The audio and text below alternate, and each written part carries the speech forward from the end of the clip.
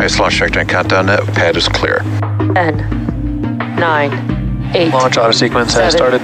6, 5, 4, 3, 2, 1. Go for launch.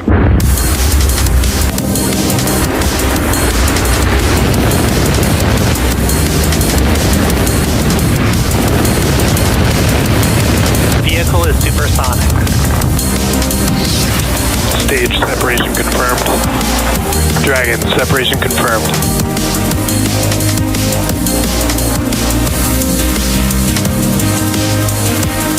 Stage 1 is transonic. Landing legs have deployed.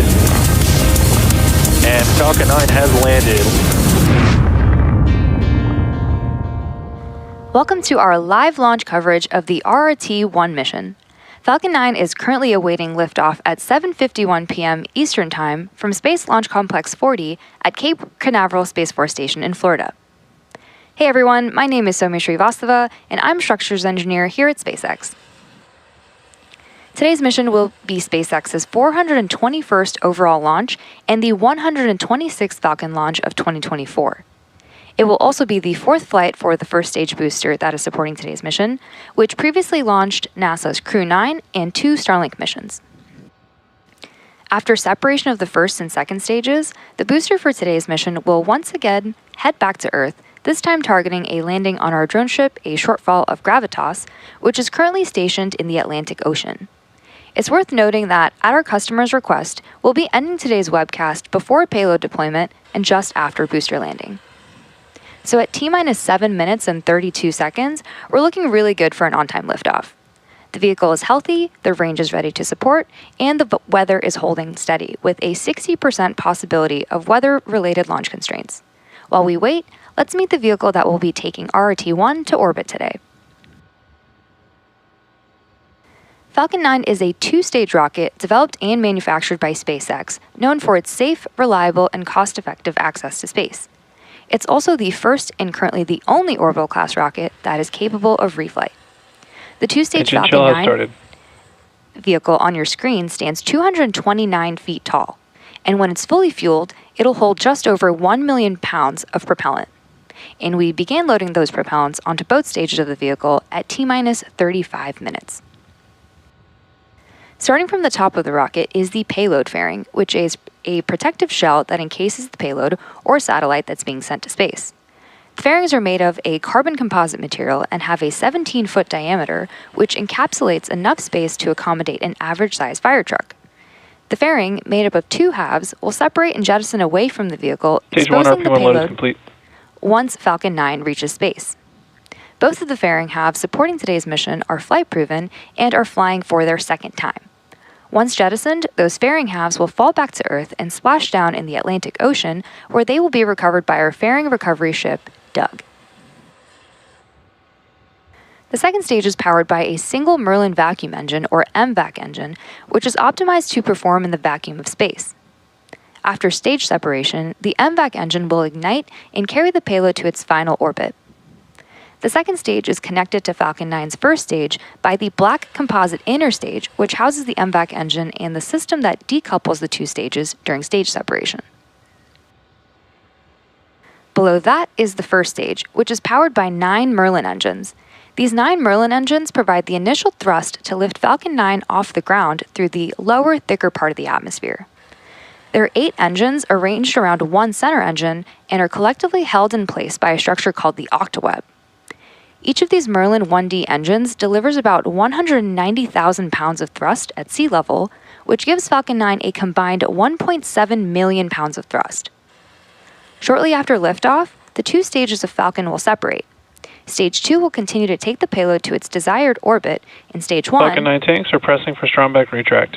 And Stage 1, which is also known as the booster, will return to Earth for recovery and reuse on a future mission using a combination of the Merlin sea level engines and the 4 titanium grid fins that are located near the top of the booster, which will guide the vehicle during its re-entry and landing. The Falcon 9 first stage is also equipped with 4 landing legs that deploy just before landing and allow for vertical touchdown on a drone ship or a Strongback retract has started. We just heard that the strongback is beginning to retract.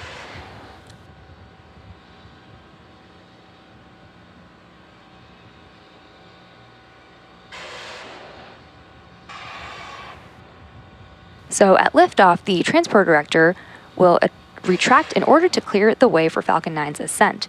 And to prepare for that retraction, we'll see the clamps open around the second stage, and the TE will pull away in just a little bit from the rocket.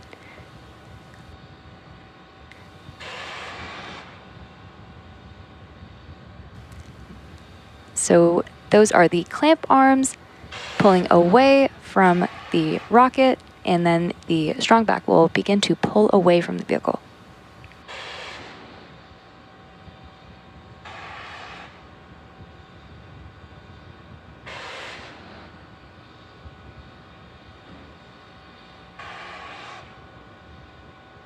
So at this point in the countdown, both the first and second stages are almost fully loaded with 1 million pounds of kerosene fuel and liquid oxygen. The first stage and second stage should finish loading propellant about a minute apart from each other. The first stage finishing up at T-minus 3 minutes in a few seconds from now, and the second stage at T-minus 2 minutes.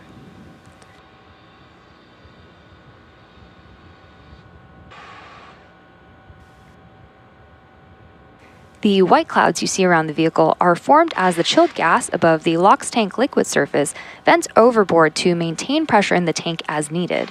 And when the gas comes out into the warmer Floridian air, it condenses the water in the air and forms those clouds that you are seeing on your screen.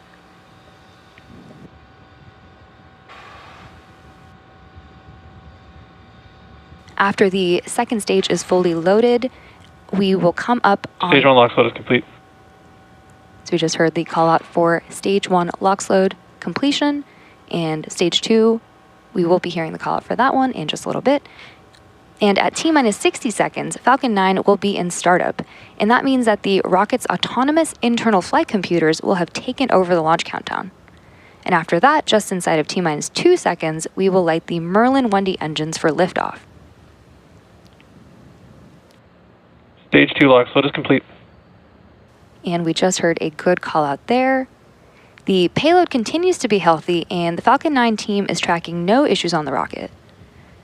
So at T-minus 1 minute and 45 seconds to liftoff, let's listen in as we hear the series of callouts that lead up to launch.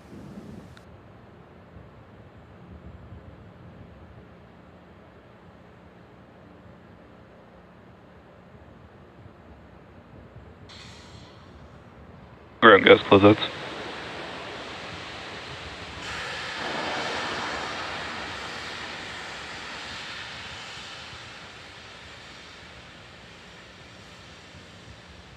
That white cloud from venting the TE LOX line is completely normal.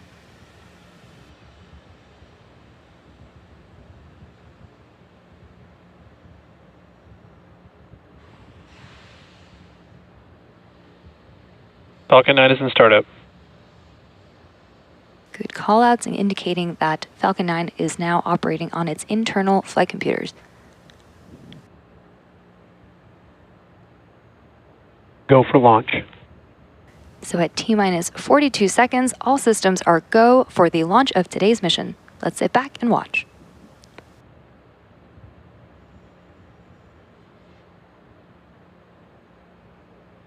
T-minus 30 seconds.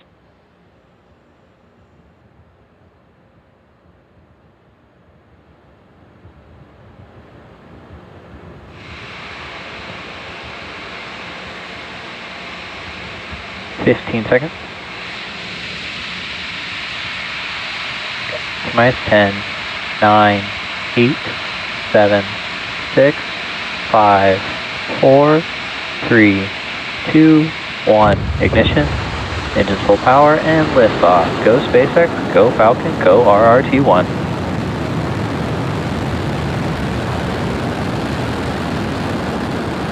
Vehicle is pitching downrange. Stage 1 propulsion is nominal.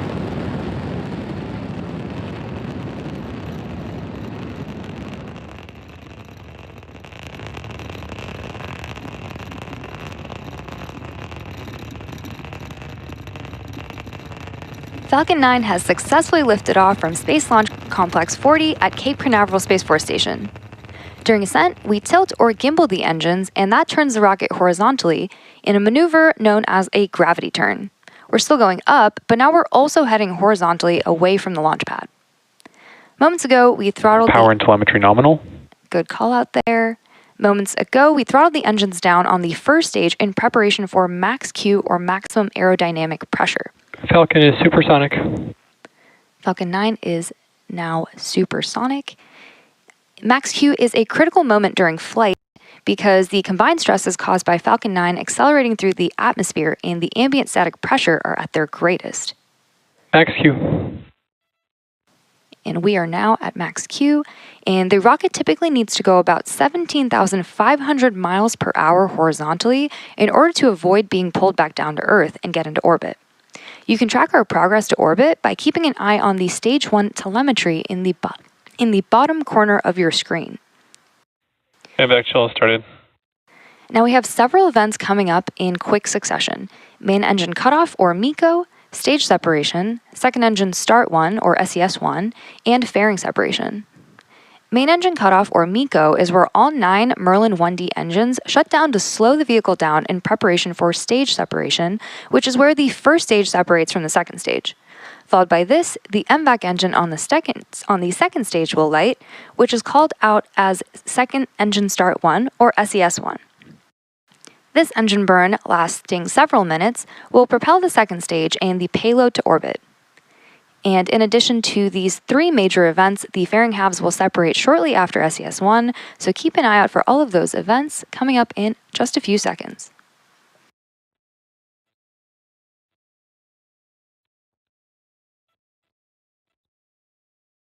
Main engine cutoff. Stage separation confirmed.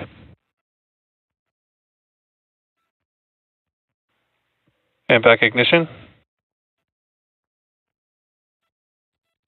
And there you heard and maybe just even saw those events that happened back to back, which again were MECO, Stage Sep, and SES1. And just as a reminder, we will not have any Stage 2 views today following stage separation, and the remainder of our webcast will follow the Falcon booster returning to Earth.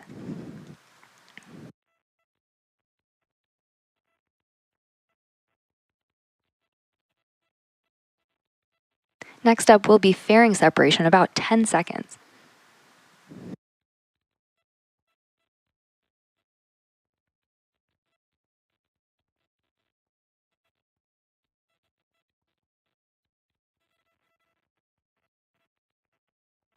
Fairing separation confirmed. Good call out there for confirmation of fairing separation. And as I mentioned earlier, we will be attempting to retrieve these fairing halves again, today using our recovery vessel Doug once they fall back to Earth.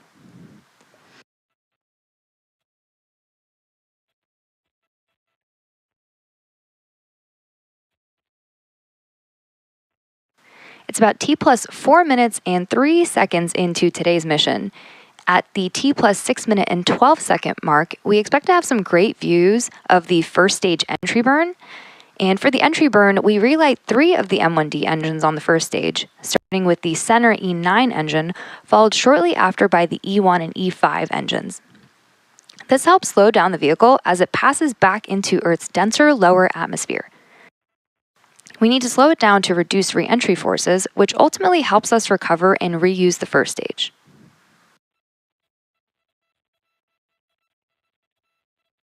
During the entry burn, Falcon 9 is decelerating by firing its Merlin engines, but we're still moving really fast. And this causes the vehicle to fly through Merlin's exhaust gases, or its plume, and this deposits a layer of soot on the vehicle surface, which is why our vehicles look the way they do. That soot comes from the carbon-based fuel that Falcon 9 uses.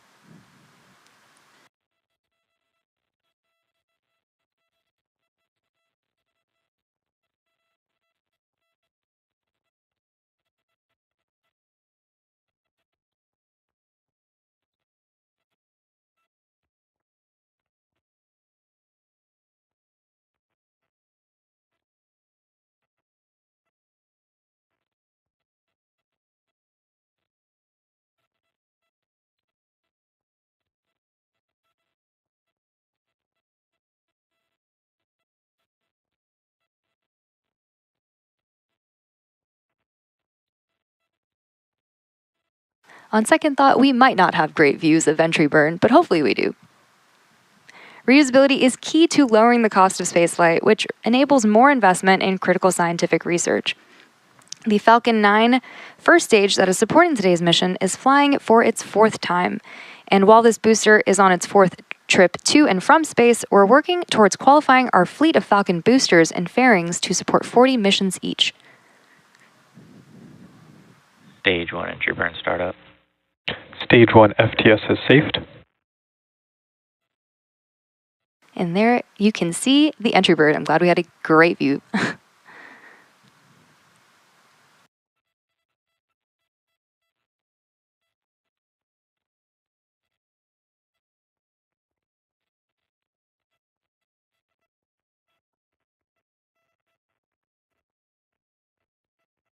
Stage 1 entry burn shutdown. Good call out there for the end of entry burn. As you can see on your screen, the telemetry on the bottom left-hand corner indicates that the first stage is slowing down.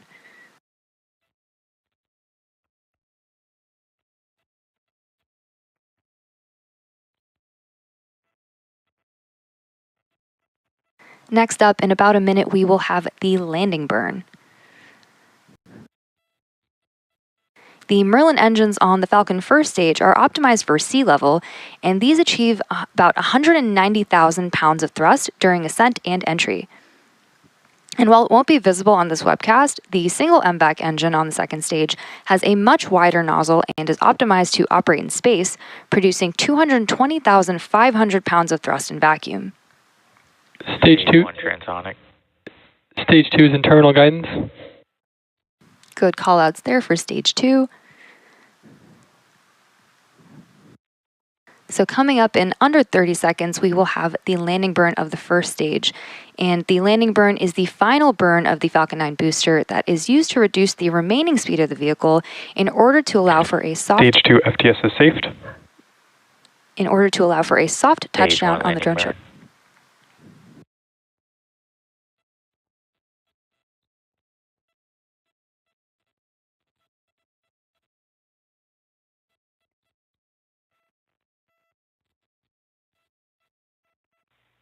MVAC shutdown.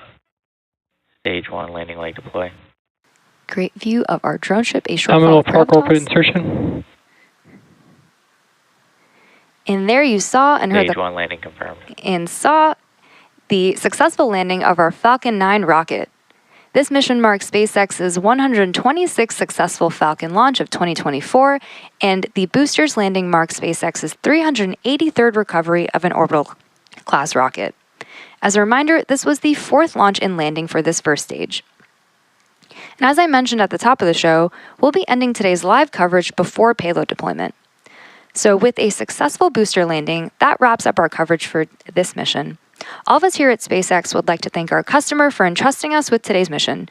And we also want to thank the Eastern Range and Federal Aviation Administration for supporting today's launch. And thank all of you for your support and for tuning into today's mission. Remember to follow @SpaceX on X for launch updates, and we'll see you here again very soon.